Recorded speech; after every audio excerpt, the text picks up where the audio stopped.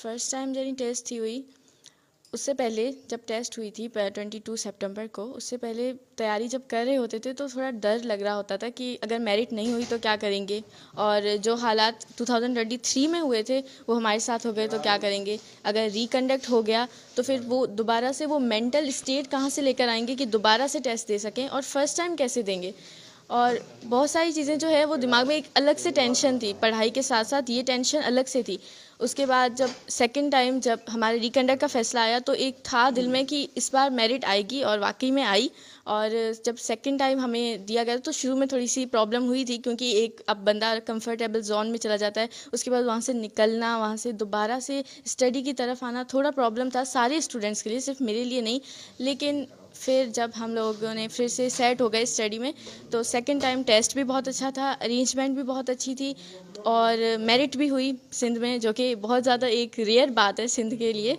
तो बहुत ज़्यादा खुशी हुई, और हम जैसे बच्चे जो कि मेहनत करते हैं और उनके पास जो एक तरीके से ऑनेस्टी के साथ टेस्ट देते हैं, उनको आगे आने का मौका मिला। मैं सिर्फ अपनी बात नहीं कर रही, जो भी बच्चा आज इस टेस्ट में हुआ है वो सब बहुत खुश हैं, और वो खुशी से अपने मार्क्स बता रहे हैं। लास्ट टाइम की तरह नहीं, जो कि बच्चे डिज़र्विंग ही नहीं थे उनको आगे आने का मौका मिल रहा था। आई थिंक ये बहुत ज़्यादा गलत है, और जब सेकंड टाइम टेस्ट हुई तो बहुत खुशी हुई, और मैं खुद को बहुत ज़्यादा खुशनसीब मानती हूँ कि सेकंड टाइम टेस्ट हुई, क्योंकि लास्ट टाइम रिकंडक्ट जब हुआ था 2023 में, उसमें भी यही हालात थे।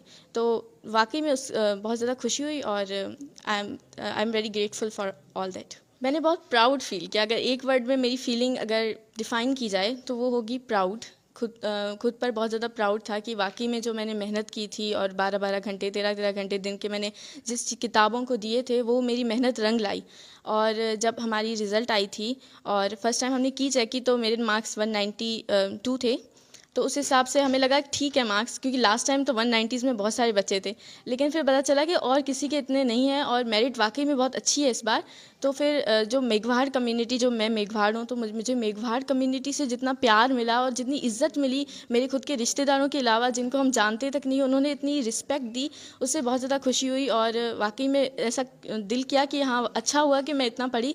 हर चीज़ वर्थ लग रही थी कि हाँ भाई, इतनी मेहनत की है, वो वर्थ इट है। जो मैं सेहरा किसी एक इंसान को दिया नहीं जा सकता, असल में बात ये है, क्योंकि इसमें मेरे पेरेंट्स की मेहनत शामिल है, मेरी मेहनत शामिल है, मैं खुद को भी एक थोड़ा सा क्रेडिट दूंगी, और मेरे टीचर्स की, और जो माहौल मुझे मिला उसकी, मेरे फ्रेंड्स की, क्योंकि आपके दोस्त होते हैं, कुछ ऐसे होते हैं जो पढ़ने जैसे नहीं होते, तो आप भी थोड़े से हो जाते हो।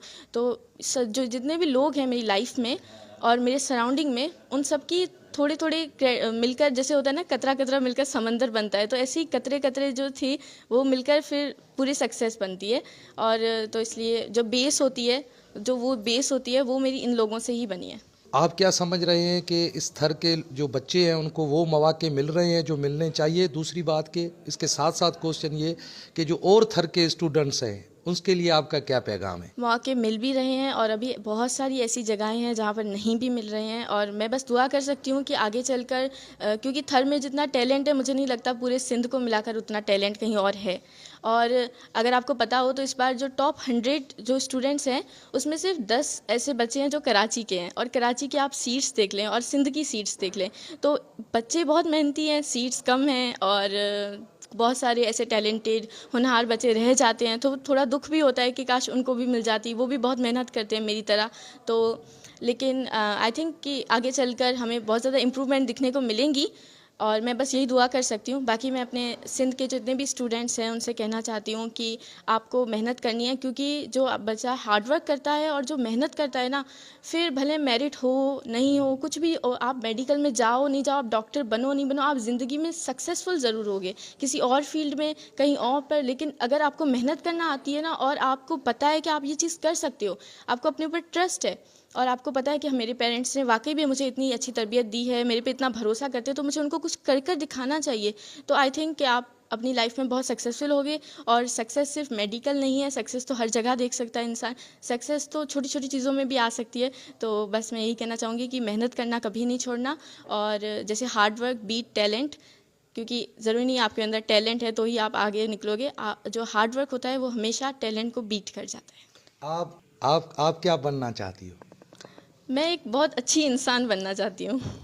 एक डॉक्टर के साथ साथ मैं बहुत अच्छी इंसान बनना चाहती हूँ, मैं गरीबों की हेल्प करना चाहती हूँ और मैं अपनी कम्युनिटी के लोगों को मतलब वो प्रोवाइड करना चाहती हूँ जो उनके पास नहीं है। तो आई थिंक मैं वो कर सकती हूँ क्योंकि मेहनत से कुछ भी हो सकता है। तो फिर मैं एक अच्छी डॉक्टर बनना चाहती हूँ, उसके बाद मैं एक अच्छी इंसान बनना चाहती हूँ और फिर उसके बाद मैं लोगों की मदद करना चाहती हूँ।